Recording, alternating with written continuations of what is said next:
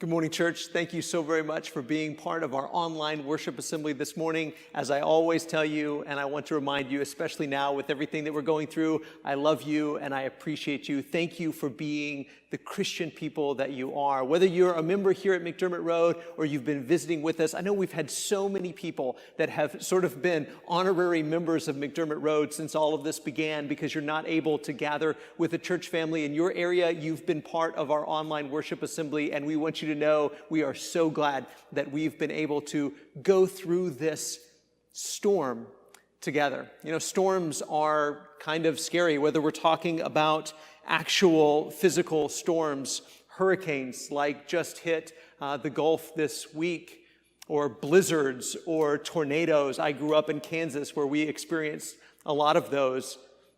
Storms, whether they be physical storms, literal storms, or whether they be metaphors for the things that we go through in life, they can be incredibly devastating. They can be incredibly terrifying. Thankfully, now we live in an era where a lot of times, we have some time to prepare for the storms that are coming. Before the hurricanes hit the Gulf, we had some warning. We were able to prepare and to know this is probably coming and this is probably going to be bad and there's going to be a lot of devastation. Even where I grew up in Kansas, we didn't have a lot of warning before a tornado happened, but the meteorologists knew that tonight, there's going to be a chance for thunderstorms, or there's going to be a chance for tornadoes, so you better be prepared. Can you imagine living in a time or a place where they didn't have any sort of warning, no time to prepare?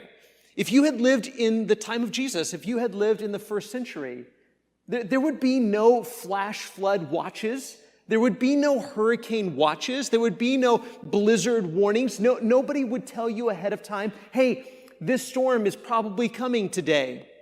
Or this storm might be coming in a week. Or you might want to batten down the hatches. You might want to prepare because this bad storm is coming. Nobody would tell you. It just happened. A hurricane would just happen. A flash flood would just happen. A thunderstorm would just happen. And you were either prepared or you weren't. You had to live prepared because those kinds of events would just happen without any warning. And I don't know about you, but that's kind of how I feel about 2020 as a whole. You know, I just kind of feel like this year took me by surprise. I was unprepared. I was unprepared for the emotion of it all. I was unprepared for the way things would change in a moment. I keep thinking about that Wednesday night, the last Wednesday night when we were still meeting in person and how everything still felt so normal. And we knew that something might happen, or we knew that this pandemic was growing, and we knew that some changes would likely have to come, but we had no idea what was in store. We had no idea about the isolation. We had no idea about the distancing. We had no idea about things shutting down. And personally, this is just Wes. I think that in many ways, I was unprepared for this period of my life. And I don't know about you. I don't know how you feel right now in the midst of all of this, whether or not you feel like you were prepared or not. But here's the thing. Another storm is coming. I don't know when. I'm not trying to be a prophet here. I don't know when another storm is coming, but whether that be for you personally or for us collectively as a congregation, as a community, as a nation, as a world, another storm is coming. We know that, don't we? We know that there's probably not just one storm coming. We know that there are multiple storms coming. We know that our life is going to be filled with difficulty and challenge, heartbreak, and even at times devastation.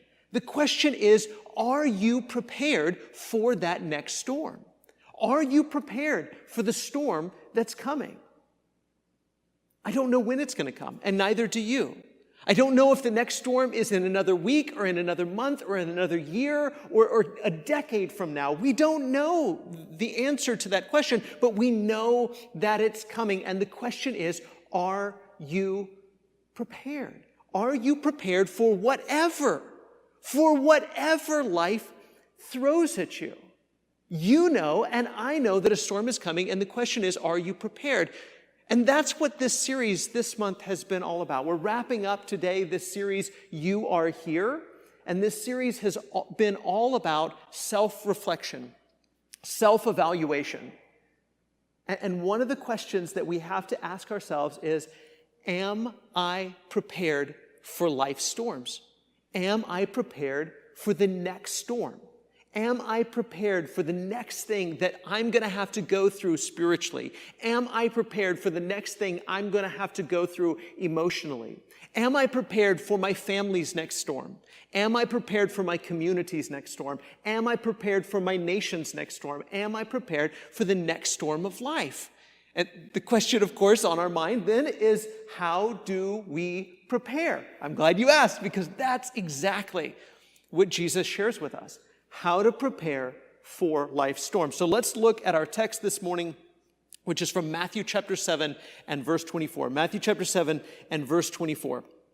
Again, this is the very end of the Sermon on the Mount. And Jesus says, "Everyone then who hears these words of mine and does them will be like a wise man who built his house on the rock." And we know this passage, don't we? We probably grew up, you might have grown up singing this song, "The wise man built his house upon the rock."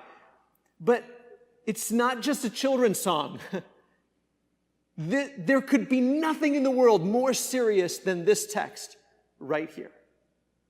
He says, if you want to be wise, Jesus says, if you want to be wise, if you want your house, your life to be built upon, founded upon the rock, then what do? You hear the words of Jesus, and everybody that was standing there, everyone who was sitting there, everyone who heard this Sermon on the Mount, they all heard it. The question is, will they do it? Everyone who hears these words of mine and does them will be like a wise man who built his house on the rock. So what words of Jesus is he talking about? What are these words of his that we should hear and do, that the people that were there in his day at that time, in that audience, what are the words that they should hear and do? It's everything that Jesus said in the Sermon on the Mount. So I went through and I kind of bullet pointed the Sermon on the Mount just for my own benefit. What is it? What is it that Jesus said? Hear it, but don't just hear it, do it. Don't just be hearers, be doers. If you want to be wise, if you want to be prepared for life's storms, then hear these words and do them. Be poor in spirit, mourn, be meek, hunger and thirst for righteousness, be merciful, be pure in heart, be peacemakers. Rejoice and be glad when you're persecuted. Did you hear it? Rejoice and be glad when you're persecuted. Let your light shine before others. Make reconciliation top priority. Be faithful to your spouse with your eyes, in your heart, with your life. Speak nothing but truth. When someone hurts you, retaliate with love and kindness. Give, pray, fast secretly. We just spent the last 24 hours in prayer, secretly, in our own homes, with the Lord. This is what you do to prepare for life's storms. Pray, give, fast. When people hurt you, don't hurt them back. Retaliate with love and kindness. Be meek, be merciful. Rejoice when you're persecuted. Forgive. Be devoted to God and despise wealth. Did you hear what he says? Matthew chapter 6, go read it. Be devoted to God and despise wealth. Don't worry about the future, what you're going to eat, what you're going to drink, what you're going to wear. Seek the kingdom. Don't be a critic. Trust God to take care of you so that you can take care of others, so that you can do for others what you wish that others would do for you. Beware of false prophets. Do the Father's will. Jesus says, you want to prepare for what's coming? You want to be ready for life's next storm? You want to be like a wise man whose house is built on the rock? Then don't just listen to me. Do what I tell you to do. Don't just listen. Do it. If you listen and do it, you'll be like a wise man who built his house on the rock. Do what, Lord Jesus? Do what, Messiah? Do what, Master? Be merciful. Be a peacemaker. Forgive people. Love your enemies. Pray for those who persecute you. When someone slaps you on the cheek, turn, let them slap the other cheek. When someone forces you to go a mile, go with them 2. When someone sues you and wants to take one piece of clothing, give them 2. Retaliate with love. Jesus says, you want to be prepared? This is how you prepare. You want to be ready for what's coming? This is how you do it. Give, pray, fast, secretly, be devoted to God, despise wealth. All of the things that he says on the Sermon on the Mount.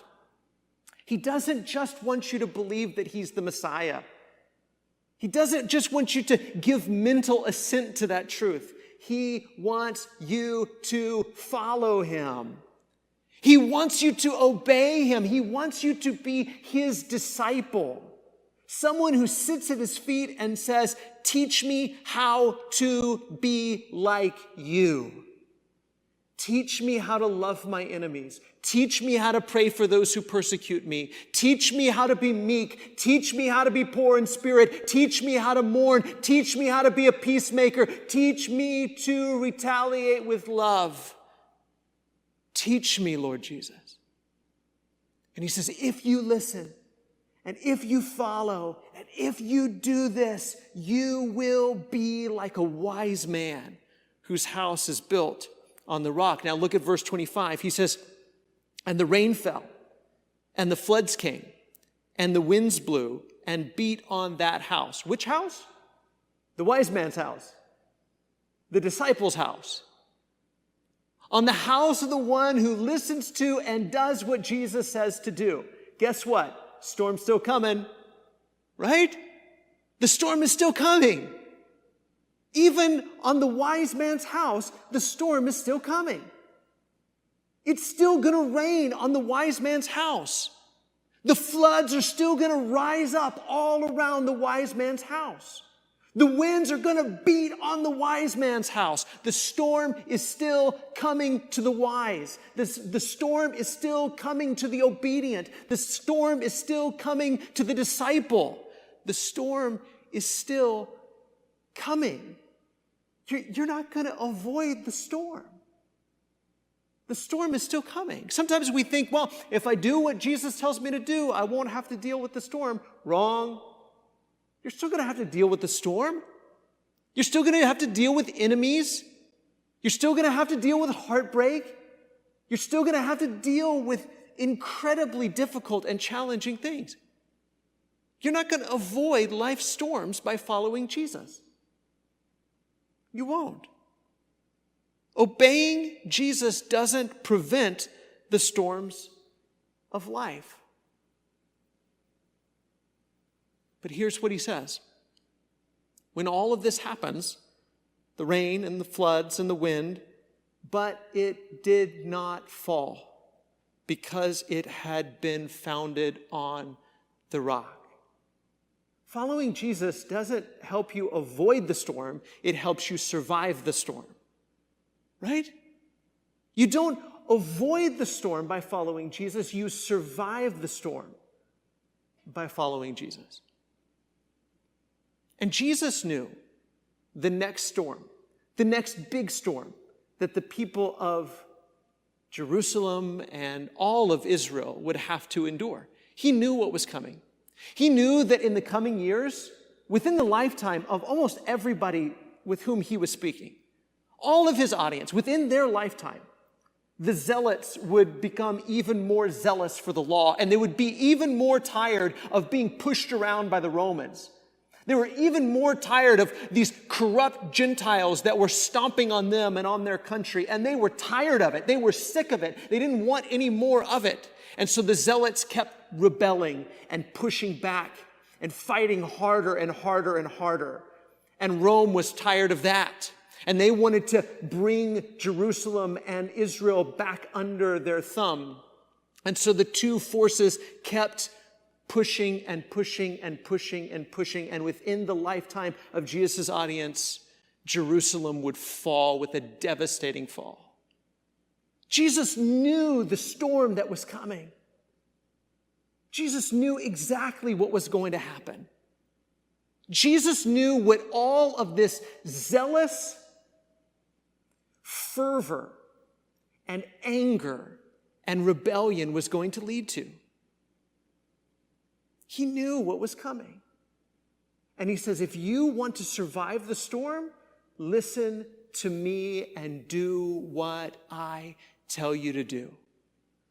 Listen to me and obey me, and you'll be like a wise man who built his house on the rock. The storm's still going to come. The rain's still going to beat against the house. The winds are going to come. The floods are going to rise up. But you will not fall if you listen to me and do what I command you. But look at verses 26 and 27. And everyone who hears these words of mine and does not do them. What do they have in common? Both the wise man and the foolish man, they both hear the words of Jesus. One does them, and one does not do them. And everyone who hears these words of mine and does not do them will be like a foolish man who built his house on the sand. And the rain fell, and the floods came, and the winds blew, and beat against that house, and it fell, and great was the fall of it. Jesus is talking to an audience, and he knows that some people there will be wise and will listen to him, will believe him, will obey him. When he says, blessed are the meek, they believed it. When he says, blessed are you when people persecute you and revile you and utter all kinds of evil against you falsely on my account, they believed it. When he said, love your enemies and pray for those who persecute you, they believed it and they did it. They loved their enemies. They didn't just say, well, that was just kind of hyperbole and, Jesus was just, who knows what he really meant by that. Turn the other cheek, go the extra mile, give them your cloak. They did it. They did it. But then there were other people there that said, no, we're not going to do that. We're not going to live that way. We can't possibly live that way. We're going to take what's ours. We're going to be strong. Forget being meek. We're going to be powerful. We're going to do what needs to be done and take what needs to be taken and have what we want to have. And Jesus says that foolishness is like building your house on sand. It's like building your house on sand. And when the storm comes, you will fall. Your house will fall. And listen, and great was the fall of it. It's exactly what happened. Jerusalem fell. If you've never taken the time to read the history of what happened in 70 AD when Jerusalem fell, when Israel was reconquered by the Romans, go read that. How they crushed the zealot rebellion. Go read that. Thousands and thousands and thousands. Josephus says over 1 million were killed in Jerusalem. Tens of thousands of people were taken as slaves. Great was the fall of it. Why? They didn't listen to Jesus. They didn't do what he told them to do. They didn't seek the kingdom. They were worried, what are we going to eat? And what are we going to drink? And what are we going to wear? And they sought after the things the Gentiles seek after. And like foolish men, they built their house on the sand, and when the storm came, their house fell, and great was the fall of it. The Sermon on the Mount ends, and the text says, when Jesus finished these sayings, the crowds were astonished at his teaching, for he was teaching them as one who had authority and not as their scribes. Because Jesus knew this wasn't a guess. This wasn't speculation. This wasn't his opinion. This was truth. If you continue on the path you're on, you're building your house on the sand, and when the storm comes, it will fall, and great will be its fall. But if you listen to me, you'll be like a wise man who builds his house on a rock. If you listen and do what I'm telling you, you'll be like a wise man who builds his house on the rock. And the storm's still going to come, but you will not fall. You will survive the storm if you listen and if you do what I tell you. Jesus isn't guessing. This isn't his opinion. This is truth. But it's not just truth for their generation. Even though I think there's echoes of the storm that's coming for the people of his immediate audience. This truth is always true. And it's true not just in a temporal sense, but in an eternal sense as well. There's a final storm coming too. But there are other storms that you and I are going to have to weather in our life. You have storms that are coming, both for you personally, maybe for your family, maybe for our community, maybe for our country, maybe for our world. There are storms coming. The question is, are you prepared for those storms? How do you prepare for those storms? By listening to and doing what Jesus says to do. Be the people he's calling us to be. The foolish people to whom Jesus was talking, they brought about the fall of their own house because they refused to listen to the meek and gentle, faithful and loving Messiah, Jesus. And they said, we don't want to do things his way. And church, can't we be self-reflective enough? Can't we evaluate ourselves enough to realize that we have a tendency to foolishly be unprepared for life's storms because we don't really want to do things Jesus' way? We don't really want to be the people Jesus is calling us to be. We want to chase after, what am I going to eat? What am I going to drink? What am I going to wear? How can I be wealthy? How can I be healthy? How can I have strength? How can I have all the things that everybody else has? How can I have the comfort and luxury that everybody else in the world has? We think that's the blessed life. And because we think that's the blessed life, and because we seek after these things, we find ourselves ill-prepared for the storms of life. Right? The more in love with comfort and luxury we are, the more unprepared we will be for whenever the next storm comes. But the more we are faithful and trusting and joyful and loving and generous and kind and meek and poor in spirit, the better prepared we will be for the storms of life. Do we recognize how when something happens that doesn't go our way, I don't know if you're like me, when something doesn't go your way, it's frustrating and irritating, isn't it? Because I had a plan. I wanted things to go like this, but instead a storm happened. And my reaction in that moment, how do I react to the rain coming down and the floods coming up and the wind beating against my house? How do I respond? How do I react when I'm slapped on one cheek? When someone forces me to go a mile? When someone tries to sue me and take my tunic? How do I react? How do I respond? If I respond in a godly way, If I respond in a spirit-filled way, it will be because I was prepared. And if I respond in a fleshly, worldly, ungodly way, it will be because I wasn't prepared. I wasn't listening to and doing what Jesus says to do. Let's end with this thought. You can't avoid the storms, but in Jesus you can survive them.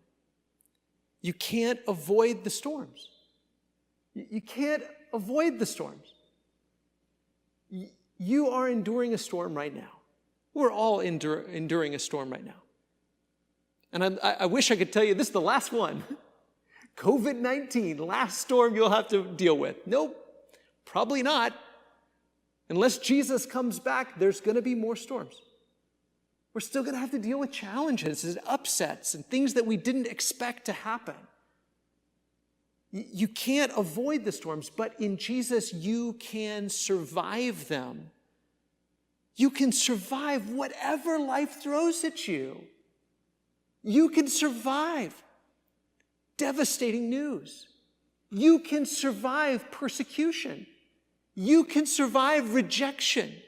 You can survive heartache if you listen to and obey Jesus.